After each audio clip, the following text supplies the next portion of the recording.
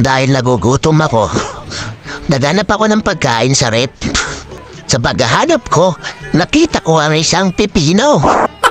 Yung pipino, ang laki mga boss. Ano bang nasa isip mo, Boss Jay?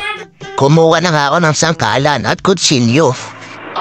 Kinubaran ko na nga itong si Pipino. Ganyan ka bang magubad sa jowa mo, boss? What? Habang inihiwa ko ang pipino, ang hirap isipin. Niisip ko kasi na ito si Pototoy. Kaya parang nahihirapan akong hiwa-hiwain ng pipino, mga boss. Dinandaan ko lang ang pag-iwa ba kasi masugatan ng kamay ko. Tulad ng pagsugat ng jowa mo sa'yo. Pinupok ko na nga bala ang bawang. Tulad ng pagpukpok ng nanay mo sa ulo mo. Dahil matigas ang ulo mo. Nilagay ko na nga ang bawang. Sinunod ko na rin ang paminta, mga boss.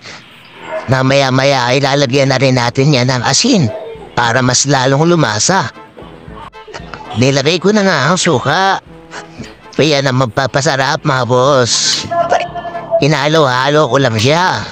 Ayan na, titigman na natin. Ayan nga pala si Boss Jay TV, ang kakain ng pipino.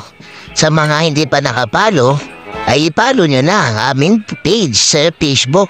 Boss Jay TV, wag niyong kakalimutan, mga boss. Ayan, at sarap na si boss. Kain siya ng kain ng pipino. Bye-bye, mga boss. Follow nyo lang ang aming page.